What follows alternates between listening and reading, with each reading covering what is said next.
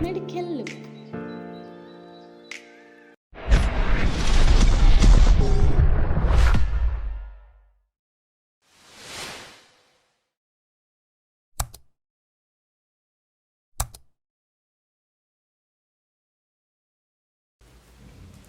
Hello everyone. Today we are going to discuss about the bones of upper limb. Upper limb consists of 64 bones in total, and there are two types of bones in the upper limb. The first type is the shoulder girdle. This is the shoulder girdle and it consists of clavicle and scapula and the bones of free upper limb. Here you can see the bones of free upper limb and it consists of many bones. The bones of shoulder girdle, which contain the clavicle here and the scapula here. Today we are going to have a detailed discussion about shoulder girdle.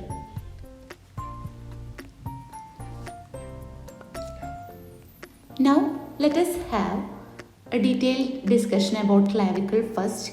Here we can see a beautiful image of the clavicle, and this is the superior view of clavicle and this is the inferior view. The clavicle consists of two ends and a shaft. The medial end, which is also called the sternal end, forms articulation with sternum and forms sternoclavicular joint. Here we can see the sternoclavicular joint, and the lateral end or the acromial end forms acromyoclavicular joint, which joins with the acromion process of scapula. The shaft consists of lateral 1/3 and medial 2/3. This is the lateral 1/3 and here we can see the medial 2/3. The lateral 1/3 consists of two surfaces. The superior surface, here we can see the superior surface.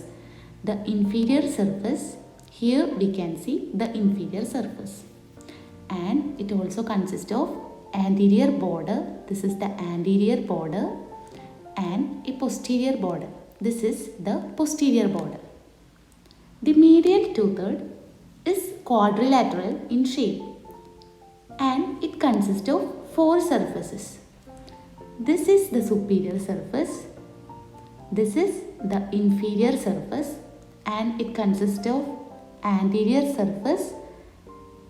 Here we can see the anterior surface and the posterior surface.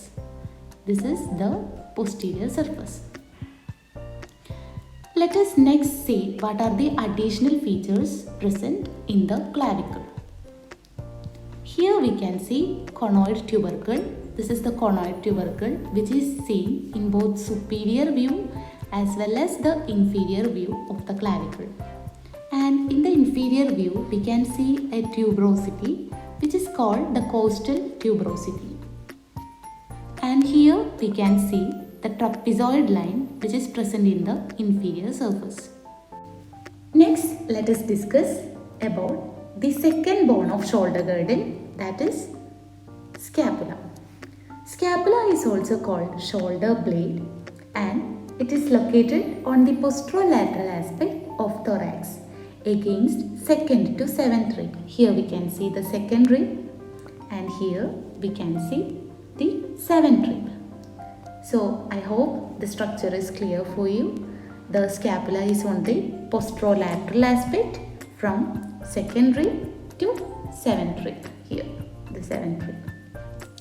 Now, let us have a detailed discussion about the features of scapula. Here we can see the different views of scapula. Here there is anterior view, lateral view and posterior view. Scapula actually consists of two surfaces, three borders, three angles and three processes. The two surfaces of scapula are costal surface and dorsal surface. This is the costal surface. Here we can see the costal surface. This is the costal surface and this is the dorsal surface of scapula. The costal surface is concave, that is, it is like a cave. Here we can see the concave position and it is directed medially as well as forwards. The dorsal surface is convex. Here we can see the convex position. As we know, if this position is concave, the back side will be convex. So the same thing is repeating in our bone scapula. And in the dorsal surface, there is a prominent structure. It is the supraspinous fossa and infraspinous fossa, and this is divided by a spinous process. This is the spinous process, and the spinous process divides the dorsal surface into supraspinous fossa. This is the supraspinous fossa, and here we can see the infraspinous fossa, which is below the spinous process.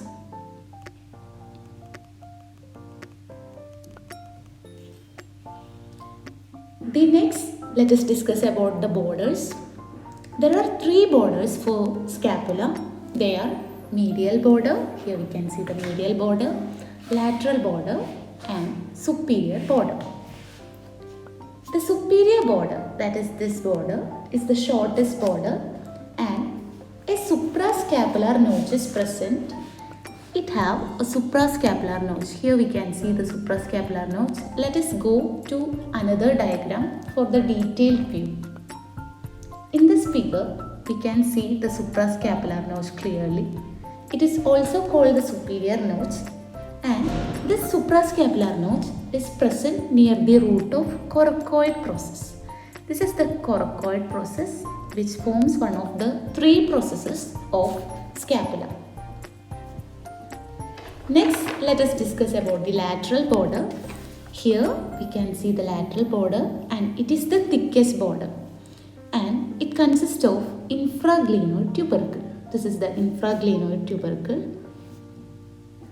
As we know, infraglenoid means below glenoid, and here we can see the glenoid cavity. So the tubercle below the glenoid cavity is called the infraglenoid tubercle, and the tubercle above the glenoid cavity is called the supraglenoid tubercle. Now let us discuss about the angles. This is the superior angle, this is the inferior angle, and here we can see the lateral angle. Let us now go back to our previous diagram. Here we can see acromyon process, coracoid. This is the acromyon process, coracoid process here. Here we can see acromyon process in the lateral view, coracoid process also visible, and here we can see the spine. In the posterior view, we can see the acromyon process, and in this view we can clearly understand that the acromyon process is the extension of the spinous process towards the lateral side, and in this a small view of coracoid process is also visible.